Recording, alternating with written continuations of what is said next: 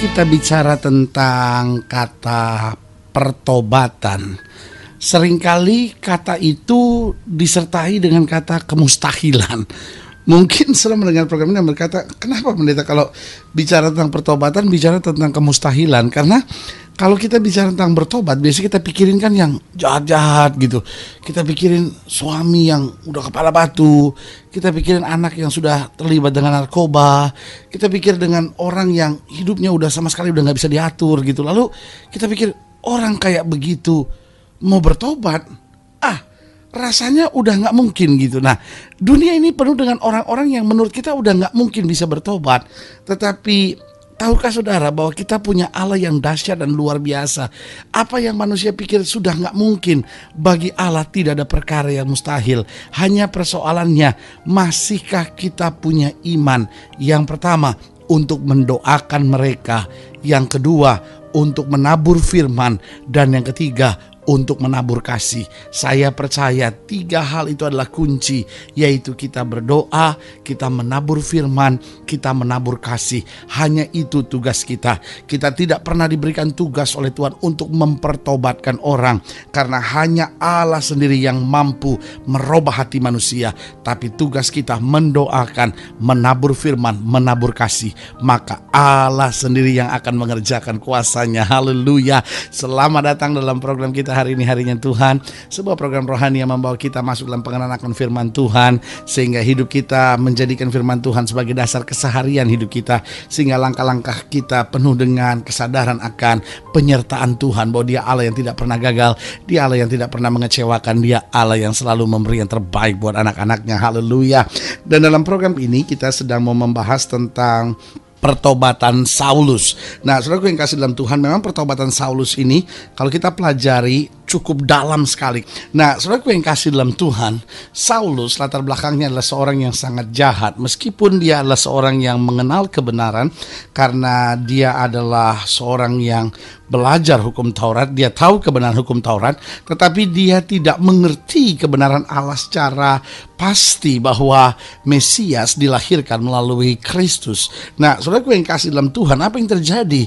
Karena dia menjadi kemudian fanatik terhadap agamanya, tapi bukan fanatik terhadap kebenaran. Apa yang terjadi? Lalu kemudian dia mulai menganiaya orang percaya. Istilah sekarang, gereja dibakar, hamba-hamba Tuhan dianiaya, ditangkap oleh pimpinan orang yang bernama Saulus ini. Tetapi apa yang terjadi? Tidak ada seorang pun yang membalas, tidak ada seorang pun yang merancangkan yang jahat buat hidup Saulus. Tetapi semua mendoakan, semua mendoakan, semua mendoakan.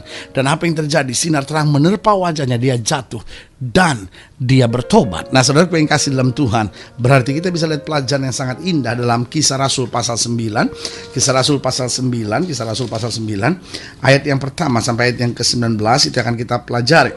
Sementara itu berkobar-kobar hati Saulus untuk mengancam dan membunuh murid-murid Tuhan. Ia menghadap imam besar. Lihat, saudaraku yang kasih dalam Tuhan, dia punya semangat untuk membunuh murid-murid Tuhan.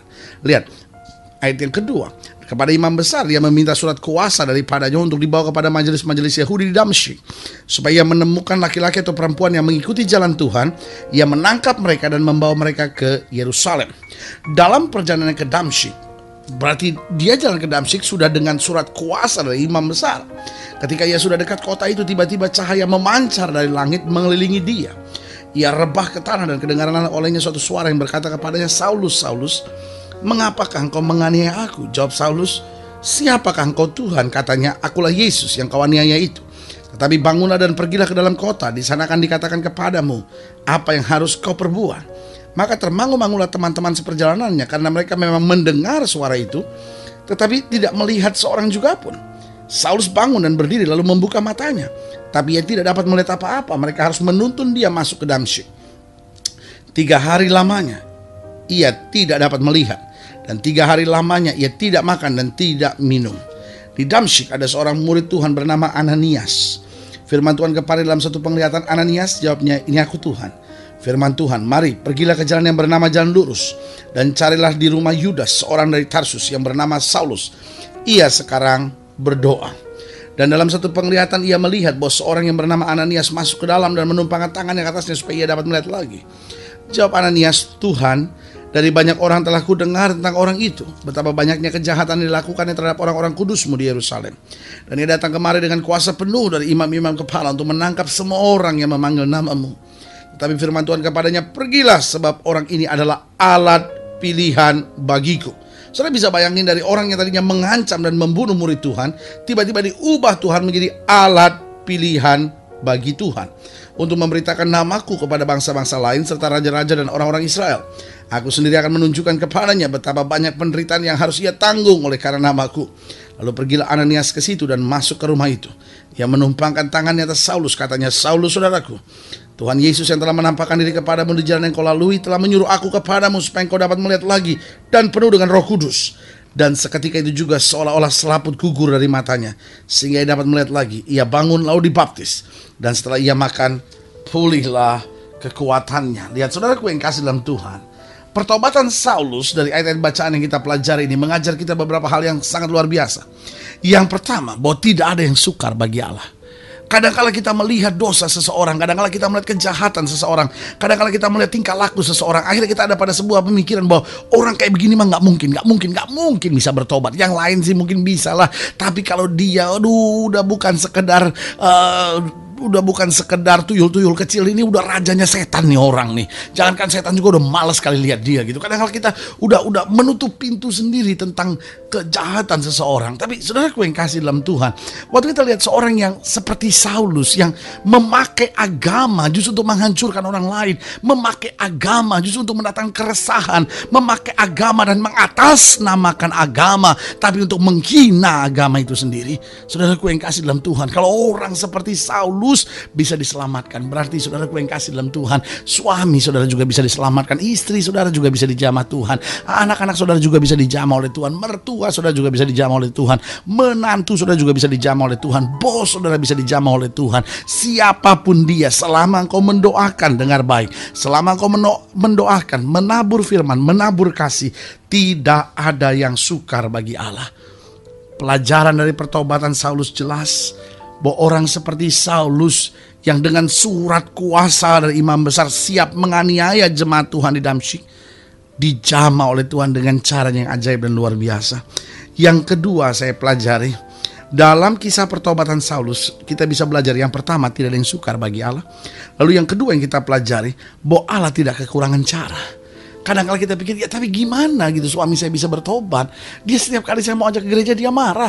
Saya ngomong tentang Tuhan aja dia usir saya. Loh gimana gitu? Gimana jalannya? Saudara gue yang kasih dalam Tuhan, kita nggak perlu tahu caranya. Kita tidak pernah perlu tahu bagaimana Allah akan menolong kita. Kita cukup percaya bahwa Dia pasti akan menolong kita. Saudaraku, saya terlalu percaya Allah kita adalah Allah yang kreatif.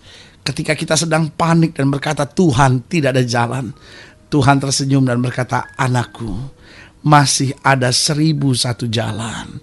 Kita memandang dari kacamata yang sempit, tetapi Allah memandang dari kacamata yang begitu luas.